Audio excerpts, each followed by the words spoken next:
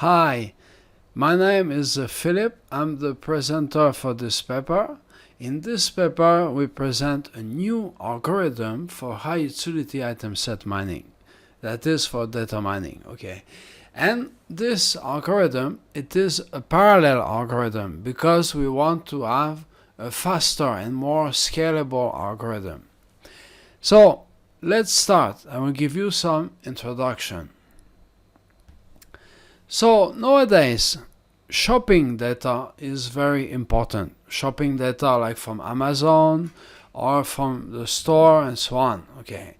There's a lot of data about what the people buy, the customer transaction.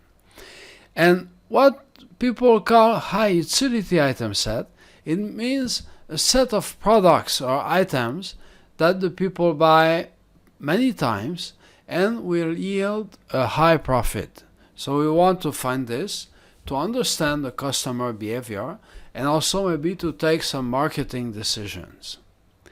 So finding the high utility item set is not so simple because we cannot just combine the items that make a lot of money together to find the high utility item set.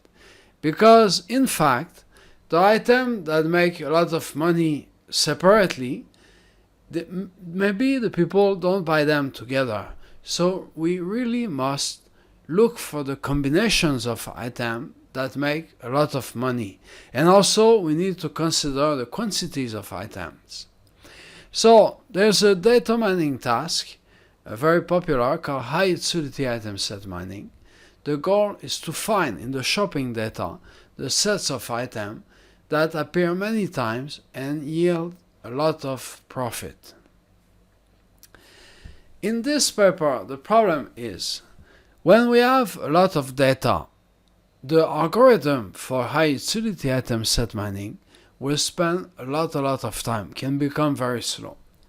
So how can we speed up the high utility item set mining?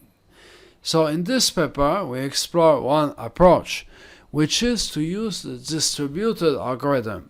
We use Spark to do the parallel high utility item set mining.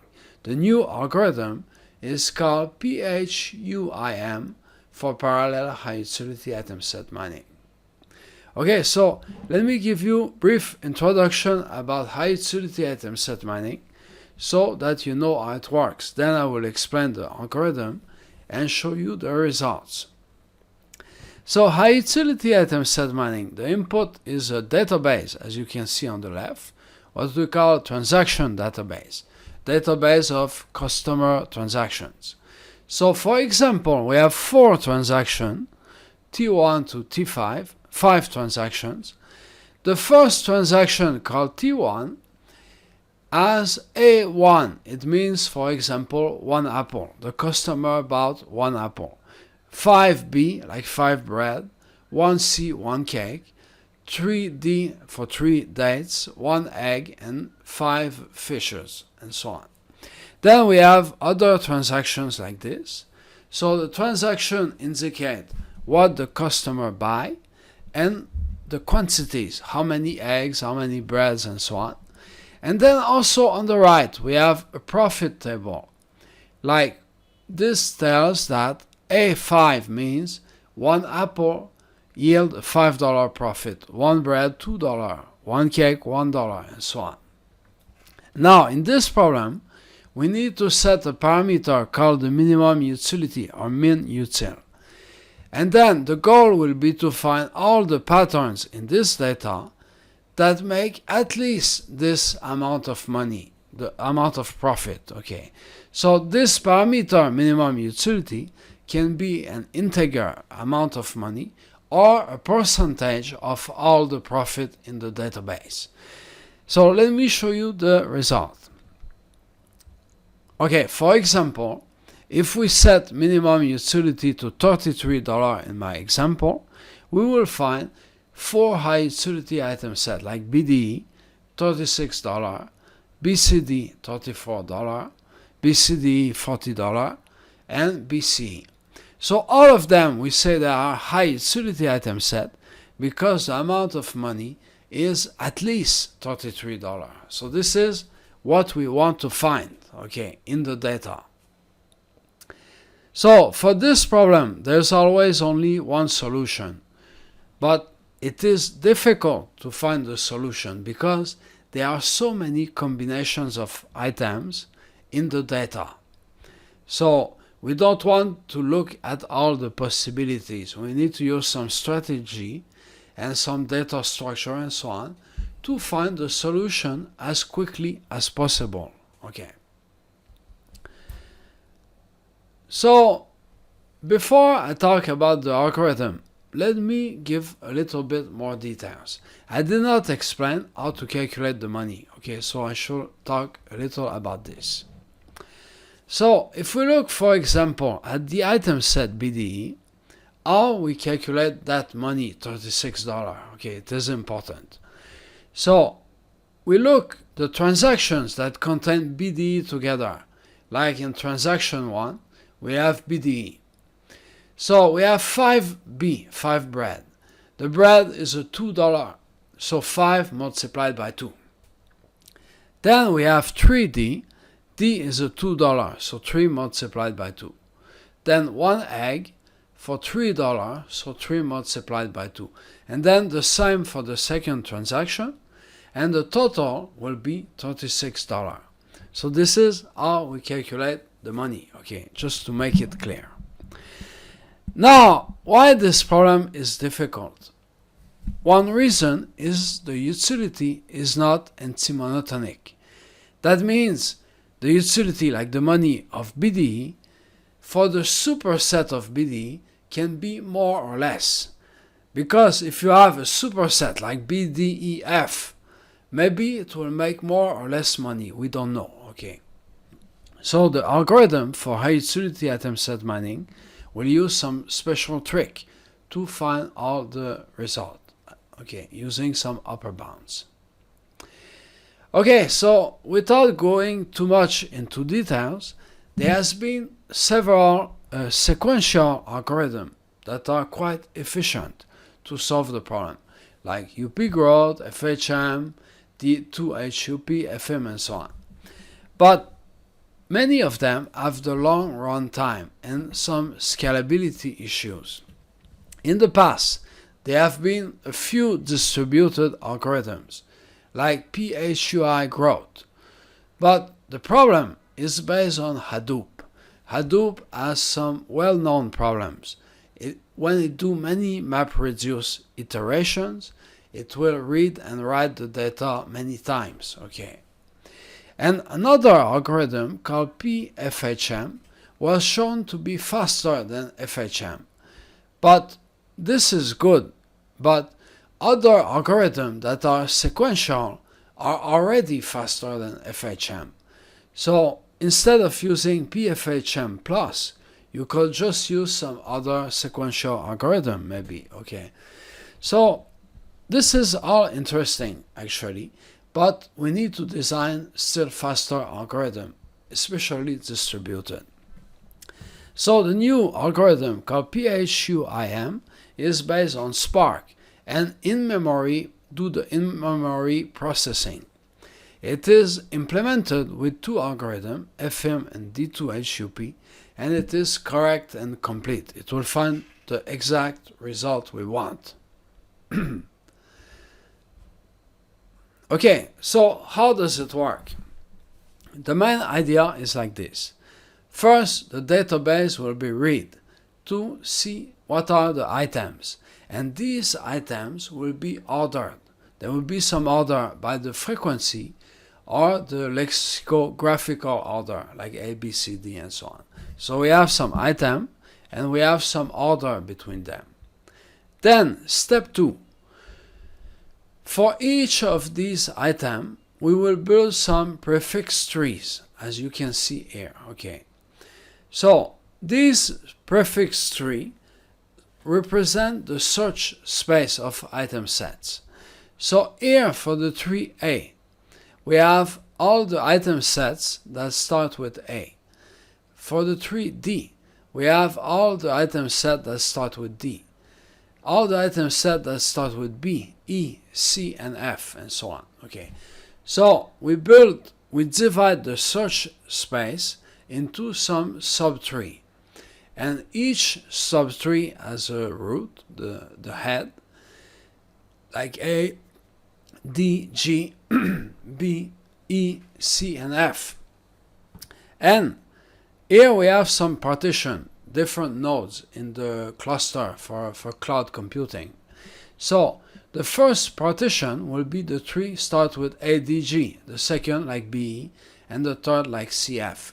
So we separate these subtrees between the different nodes for computing. So after that, each node, like the node 1, the partition 1, we apply a sequential high utility item set mining algorithm. And in parallel, we do the same in node 2 and node 3. And then we combine the result, and this will give us all the high utility item set. So this is the main idea. Now, this approach is correct, actually. It will not do any duplicate results because all the item set that start with the same item will be in the same computing node. And also, it will find all the high utility item set. We use the same threshold on all the nodes, and we separate clearly the search space. So there's no overlap, and we can find everything. Now, we did some experiment to evaluate the proposed algorithm. So we use a server with Linux and the public database used in prior studies. And we use the same minutil values as in previous paper. So here in the PPT, you have the data sets, the characteristic, different size and so on. Okay. So we use 3 partitioning strategies in the experiment. The first one, we give the subtree to the different partitions randomly. Okay. Number 2, we balance the difficulty of the subtree on different partitions because some subtrees are bigger than others.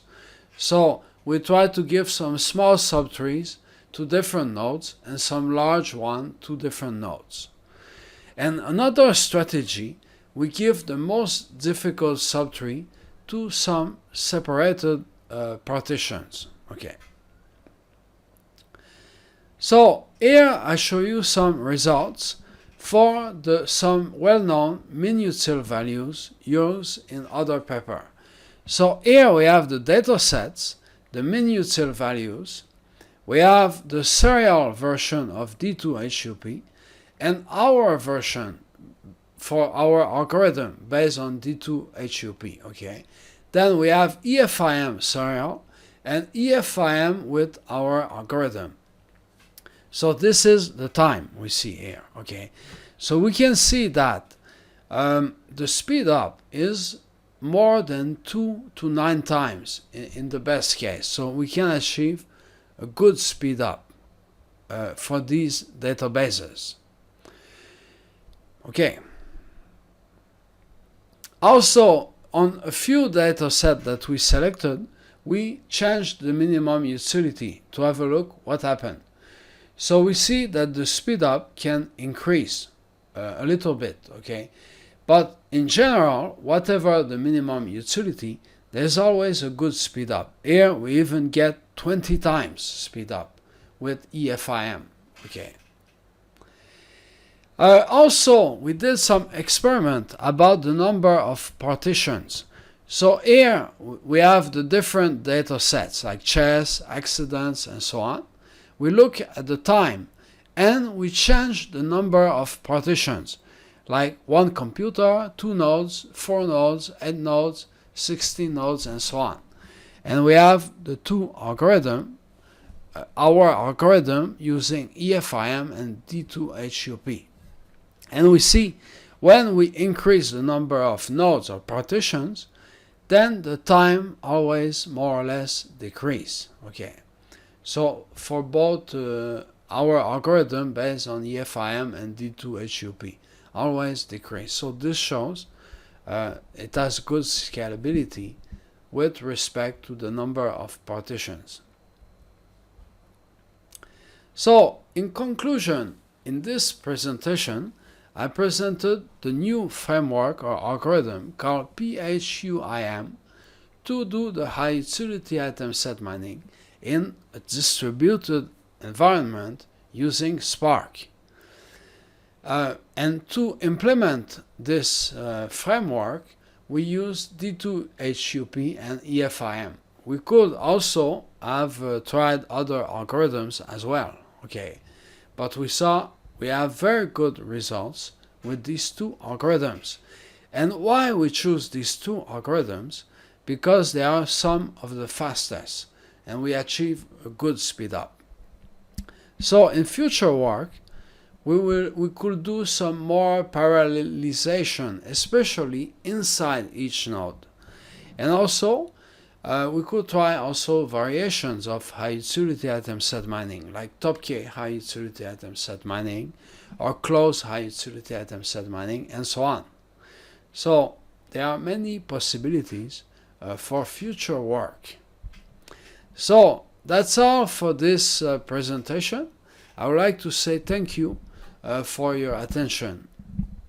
Thank you.